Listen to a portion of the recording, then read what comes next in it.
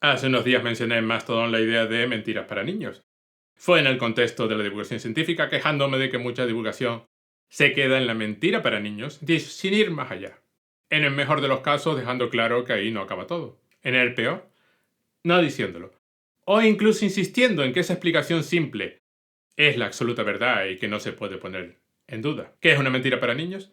Pues una explicación que no es del todo cierta, pero tampoco del todo falsa. Pero es una explicación muy necesaria porque es el primer paso en el proceso de aprendizaje. Es básicamente toda la educación, que en realidad se compone de una serie de mentiras para niños, una sobre la otra. Se empieza con algo muy sencillo, y si todo va bien, acabarás con la verdad o muy cerca de ella. Al menos tal y como se entiende en el momento. Imagina que vas a presentar la idea del átomo a una clase de niños muy pequeños. Pues empiezas por el modelo del sistema solar. No es verdad, pero tampoco es del todo falso, y te sirve para empezar. Luego, con suerte, cursos posteriores empezarán a mostrar versiones más complejas, hasta llegar a los orbitales, la química cuántica o el punto final que quieras. E insisto, la mentira para niños no es nada malo en sí misma. Todo lo contrario, es muy útil. Es el punto de partida, el inicio del camino.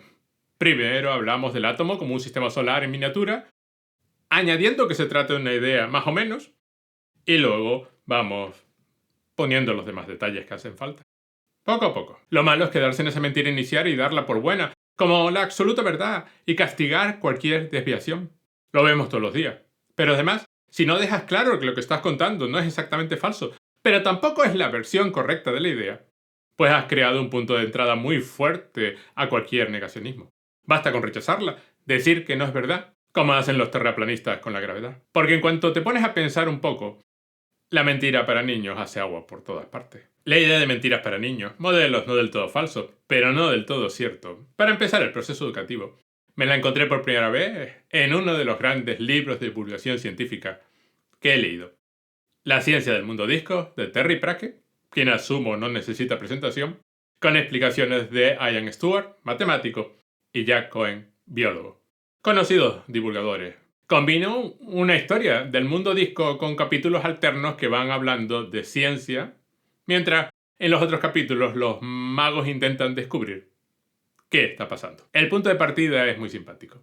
En la Universidad Invisible, la nueva generación de magos monta un experimento de magia de altas energías y acaban creando un universo nuevo con leyes y propiedades muy extrañas. Para empezar, los planetas son esféricos, lo que es absurdo. Y además, en ese universo no rige la magia, ni el sentido común, sino una cosa muy rara llamada lógica.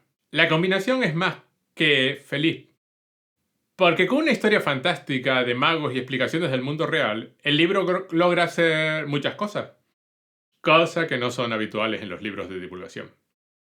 La ficción muestra a los magos intentando entender el funcionamiento del mundo esférico, nuestra Tierra. Es decir, se les muestra en el mismo proceso que el libro está intentando aclarar. ¿Cómo sabemos lo que sabemos? Es decir, cómo se crea el conocimiento científico. Así que los capítulos divulgativos cuentan cosas, pero con un interés especial en mostrar eso, cómo se sabe. No en el sentido estrictamente histórico, sino en lo que se refiere al proceso mental a seguir para llegar a ese conocimiento. Pero hay algo más. El mundo disco es un mundo de fantasía, que se rige por el imperativo narrativo y la lógica del cuento. Pasa lo que tiene que pasar, porque la historia así lo exige, que es como pensamos nosotros en forma de historia. Pero la ciencia no es así. Un descubrimiento científico casi nunca es el que nos gustaría que fuese, y las teorías científicas rara vez tienen forma de cuento. La forma de una teoría científica es muy diferente a la de una novela de fantasía. Eso no quiere decir que no se intente contar como si fuese una historia. Por una parte es inevitable, porque somos humanos y reaccionamos a las historias. Y tenemos que hacer grandes esfuerzos para no pensar así, lo que para mí es la parte más difícil de explicar de la ciencia. Es más, si se te está presentando como historia, tiene muchos puntos para no ser verdad. Pero mucha divulgación cae también en ese error, presentando ideas científicas como si fuesen batallas o historias de superación y gloria. Así que el libro aprovecha ese contraste entre lo que los magos acostumbrados al imperativo narrativo esperan que pase en el mundo esférico y lo que la ciencia dice que pasa. Un ejemplo es la evolución.